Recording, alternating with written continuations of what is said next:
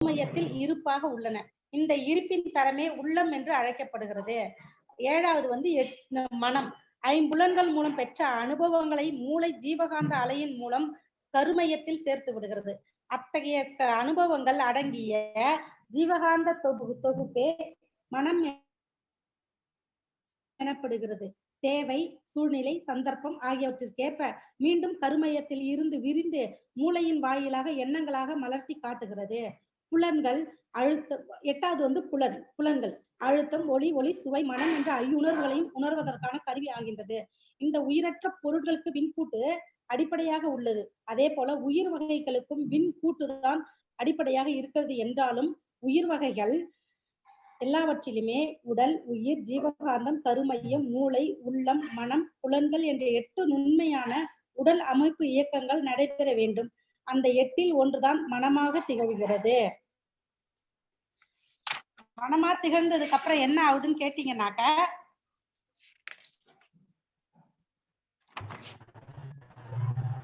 நம்ம மகரிஷி அதுக்கு ஒரு பாடலை கொடுத்திருக்கிறாரு. என்ன பாடல்னு கேட்டீங்கன்னாக்க, கருமூலம் எண்ணிறந்த பிறப்பால் வந்த கருத்தாற்றல் அடிப்படையாய் அமைய பெற்று உருவெடுத்த பின் உடலால் அறிவால் துய்த்த உணர்ச்சி பழக்கம், ஒழுக்கம், விளக்கம் மற்றும் வரும் தேவை, இருப்பு, சூழ்நிலை, தொழில், செய்வாய்ப்பு, உடல் நலம், அறிவின் வளர்ச்சி கூடி ஒருவருக்கு அறிவியக்கம் அவ்வப்போது உருவாகும் தொகுப்பு சொல் மனமாம் காணீர்.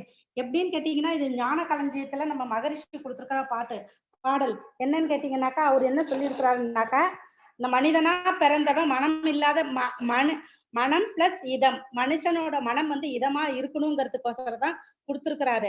அப்புறம் என்ன சொல்லியிருக்கிறாருன்னு கேட்டீங்கன்னாக்கா, நம்ம மகரிஷி மனச அறிவா இயங்கும் 10 படிநிலைகள் என்னன்னு கேட்டீங்கன்னாக்கா, உணர்ச்சி, தேவை, முயற்சி, செயல், விளைவு, அனுபவம், ஆராய்ச்சி, தெளிவு, முடிவு. இந்த 10 படிகள் கொடுத்திருக்கிறாரு இல்லைங்களா. நம்மளோட ஜீவகாந்த ஆற்றல்னால நம்மளோட அணு அடுக்குகள் சீர்குலைந்தால் நமக்கு வந்து ஒரு வலியா, வேதனையா, நம்மளோட பாவ பதிவுகளை கழிக்கிறதுக்கு கூடிய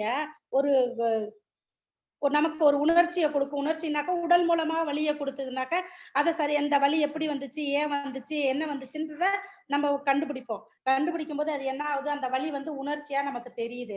அப்ப என்ன ஆகுது, அந்த தலைவலி, வயிற்று வலியோ தலைவலியோ வருதுன்னு வச்சுக்கோங்களேன், அந்த உணர்ச்சிக்கு அந்த வலியோட உணர்ச்சிக்கு ஒரு மாத்திரையை நம்ம தேடுவோம்.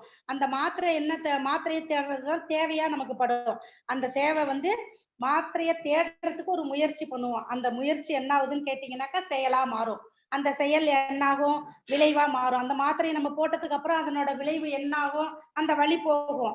அப்ப வந்து ஒரு அனுபவம் நம்மளுக்கு கிடைக்கும். அதுல அந்த வலி போறதுக்கோசரம் நம்ம அந்த மாத்திரையை போட்டோம். தலைவலி ஏன் வந்துச்சுன்னு கண்டுபிடிப்போம். அந்த கண்டுபிடிச்ச உடனே அதுக்கு வந்து அந்த தலைவலிக்கு ஒரு தேவைப்படுது. மாத்திரைங்கிற ஒரு பொருள் தேவைப்படுது. அந்த பொருளை நம்ம முயற்சி பண்ணி எழுந்திருச்சு போய் ஒரு டம்ளர் தண்ணி எடுத்துட்டு வந்து மாத்திரை போட்டு முழுங்கும் போது அது செயலா உள்ளுக்குள்ள நம்ம உடலுக்குள்ள போய் செயலா மாறுது. செயலா மாறும் போது என்ன ஆகுதுன்னு கேட்டீங்கன்னா, விளைவு, அதனோட விளைவு என்ன, அது நல்லபடியா ஆக்கிடுது, நம்ம தலைவலியை சரியாக்கிடுது. அப்ப என்ன கிடைக்குது, நமக்கு அனுபவமா கிடைக்குது. அனுபவம் கிடைக்கும் போது அப்பா நல்லா இருக்கணும்னு நினைக்கிறோம். அப்ப அந்த அனுபவம் வந்து நமக்கு இன்னொருத்தருக்கு சொல்றதுக்காகட்டும், செஞ்சுக்கிறதுக்காகட்டும் கரெக்டா இருக்கும். அதை நம்ம ஆராய்ச்சி பண்ணுவோம். ஏன் இந்த தலைவலி வந்துச்சு, எப்படி வந்துச்சு, அப்ப ஒரு தெளிவு கிடைக்கும். நம்ம மழையில நனைஞ்சதுனால நம்மளுக்கு தலைவலி வந்துச்சு, இதை இப்படி இருந்தோம், அதனால இப்படி வந்துச்சு அப்படின்னு சொல்லி நம்ம இது பண்ணுவோம். அப்ப நமக்கு முடிவு எல்லாமே தெரிஞ்சு போயிடுது.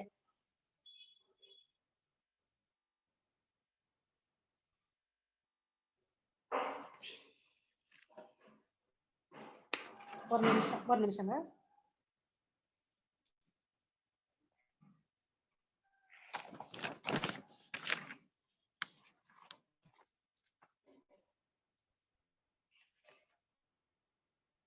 நம்ம மகரிஷி என்ன சொல்லியிருக்கிறாரு, இந்த 8 இது இருக்கு இல்லைங்களா, அந்த இதுல இருந்து நம்ம நல்லபடியா வெளியே வர்றதுக்கும் மனம் வந்து அறிவா இயங்குறதுக்கும் 10 இது கொடுத்திருக்கிறாரு. ஆனா மனவள கலையை பத்தி வந்த பிறகுதான் மனம் என்றால் என்ன, மனிதன் என்றால் என்ன கேள்விக்கு நமக்கு பதில் கிடைச்சிருக்கு.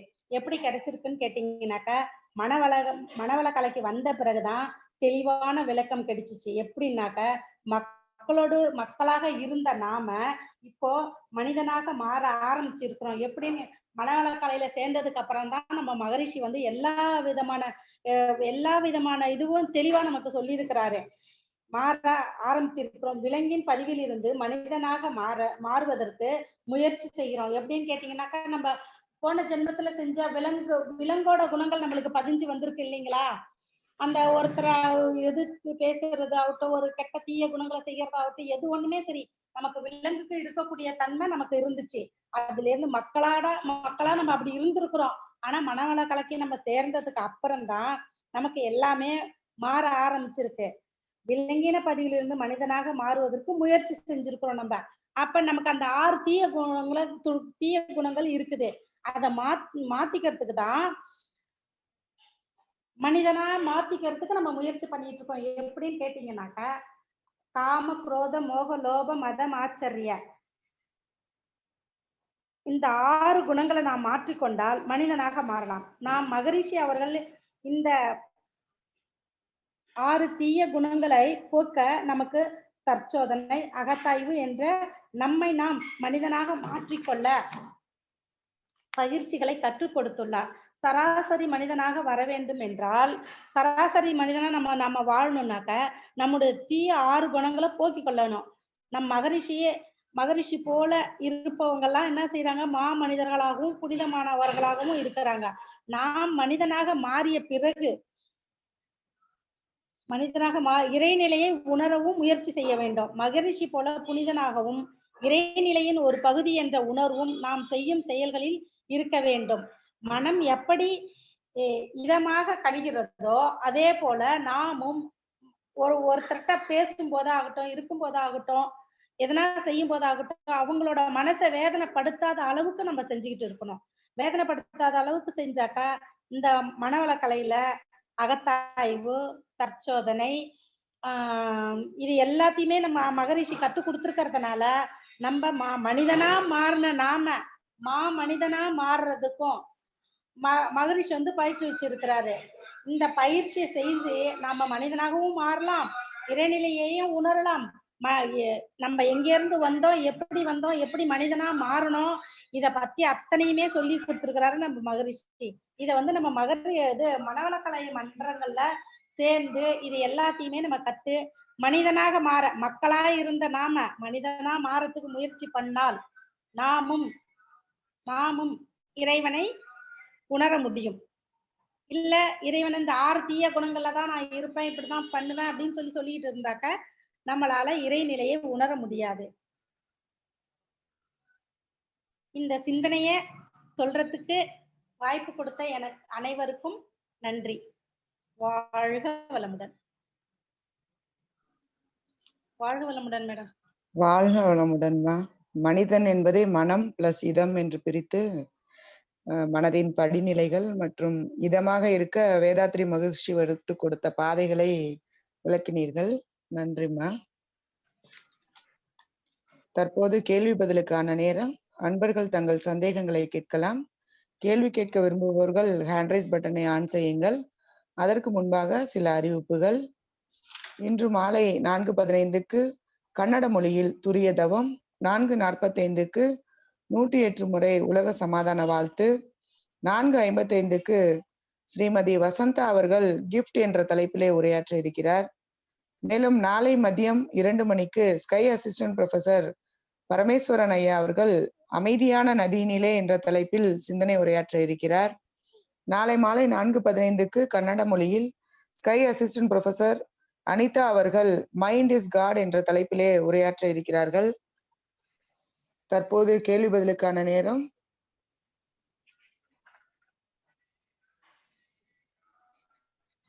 யாரும் ஹேண்ட்ரைஸ் பண்ணலைங்கம்மா. நிகழ்ச்சிகளை நிறைவு செய்து கொள்ளலாம். சரிங்க மேடம். வாழ்க வளமுடன். நிகழ்ச்சிகளை நிறைவு செய்வதற்கு முன்பாக மனிதன் என்ற தலைப்பிலே உரையாற்றிய ஸ்கை அசிஸ்டன்ட் ப்ரொஃபசர் அம்மா லக்ஷ்மி பிரபா அவர்களை மன்ற முறைப்படி வாழ்த்த கடமைப்பட்டுள்ளோம். நாம் அனைவரும் துரிய நிலைக்கு வந்து விடலாம். இன்றைய தவம் மற்றும் சிறப்புரையாற்றிய SKY assistant professor Lakshmi Prabha அவர்கள் வாழ்க வளமுடன். அவர்தம் உடல் நலம் வாழ்க வளமுடன். அவர்தம் அன்பு குடும்பம் வாழ்க வளமுடன். அவர்தம் ஆன்மீக தொண்டு வாழ்க வளமுடன். இன்றைய நிகழ்ச்சிக்காக இணைப்பில் இணைந்துள்ள அனைத்து மனவளக்கலை அன்பர்கள், அவர்களின் குடும்பங்கள் வாழ்க வளமுடன். கர்நாடக மாநிலத்தில் உள்ள அனைத்து மனவளக்கலை மன்றங்களும் அவற்றின் பொறுப்பாளர்களும் வாழ்க வளமுடன். இன்றைய நிகழ்ச்சி நடைபெற உறுதுணையாக இருக்கின்ற உலக சமுதாய சேவா சங்கம் கர்நாடக மண்டலத்தின் தலைவர் அவர்கள் வாழ்க வளமுடன். உலக சமுதாய சேவா சங்கம் கர்நாடக மண்டலத்தின் ஸ்மார்ட் துணைத் தலைவர் அவர்கள் வாழ்க வளமுடன். இத்துடன் இன்றைய நிகழ்ச்சிகளை நிறைவு செய்ய இருக்கின்றோம். நிகழ்ச்சிகளை நிறைவு செய்வதற்கு முன்பாக உலக நல வாழ்த்து. நாளை மீண்டும் 2 மணிக்கு இறையோடு இணையலாம் வாருங்கள். வாழ்க வளமுடன்.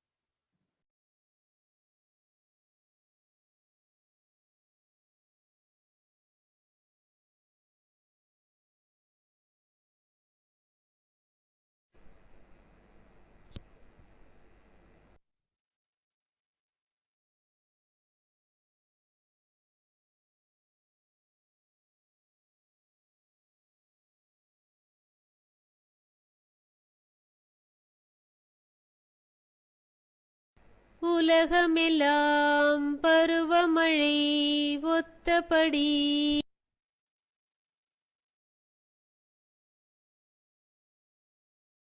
பெய்யட்டும். உழவரெல்லாம் தானியத்தை உவப்புடனே பெருக்கட்டும். பல தொழில்கள் புரிகின்ற பாட்டாளி உயரட்டும். பகுத்துணர்வில் தொகுத்துணர்வு பண்பாட்டை உயர்த்தட்டும். கலகங்கள் போட்டி பகை கடந்தாட்சி நடக்கட்டும். கல்லாமை கடன் வறுமை களங்கங்கள் மறையட்டும். நலவாழ்வை அளிக்கும் மெய் ஞான ஒளி வீசட்டும். நம் கடமை அறவாழ்வின் நாட்டத்தே சிறக்கட்டும். நம் கடமை அறவாழ்வின் நாட்டத்தே சிறக்கட்டும். நம் கடமை அறவாழ்வின் நாட்டத்தே சிறக்கட்டும். வாழ்க வையகம், வாழ்க வையகம், வாழ்க வளமுடன்.